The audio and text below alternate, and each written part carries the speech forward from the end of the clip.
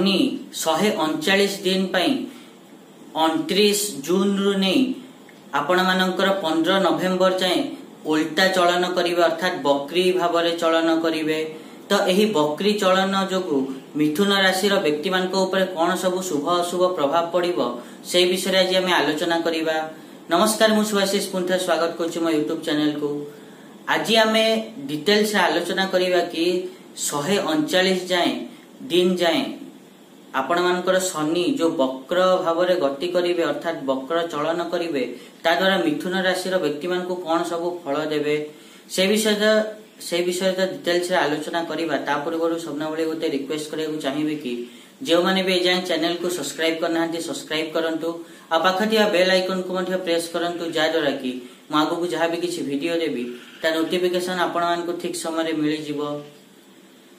जदि आमे मिथुन राशि कथा कहिबा ताहले मिथुन राशि व्यक्ति मानक पई नवम भाव में गोचर करिवे आपण मानकर शनि बकरी होई।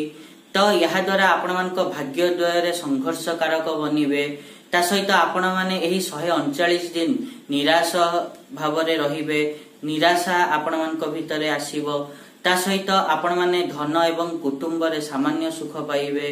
ता सहित आपण मानक रोग शत्रु एवं दुख मध्य वृद्धि घटिबो।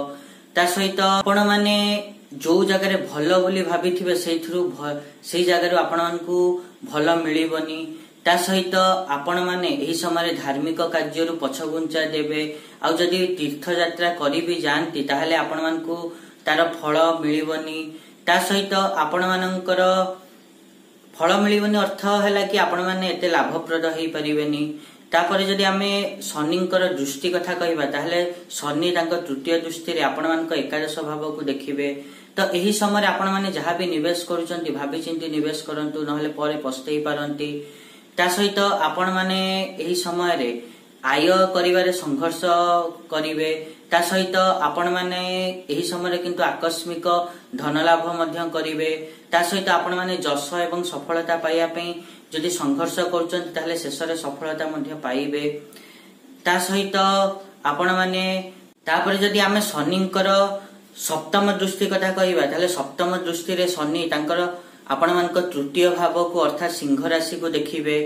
तो यह द्वारा आपण मानकर सामाजिक एवं जो पराक्रम रे कमी आसीबो सामाजिक स्थिति एवं पराक्रम रे कमी आसीबो। ता सहित आपण मानकर भाई भौणी सहित झगड़ा हेई पारे वाद विवाद हेई पारे।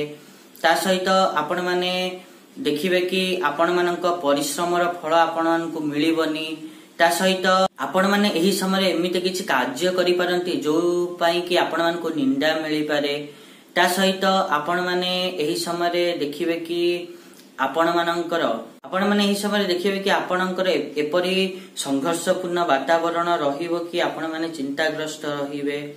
तापरे जदि आमे शनिंकर नेक्स्ट दृष्टि कथा कहिबा ताहले ताहा आपण मानक षष्ठ भाव में पड़ुची। तो यह द्वारा आपण मानक जो शत्रु माने सोई रहिथिले से माने पुनी ठिया हेबे पुनी आपण मानक सहित झगड़ा करि पारंती।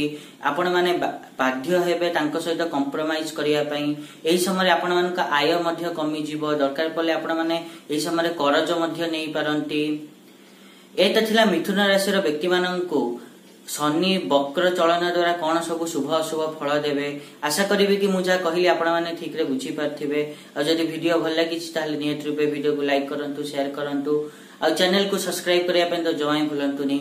आज पई टिकी देखावा नेक्स्ट वीडियो रे। रहुची नमस्कार।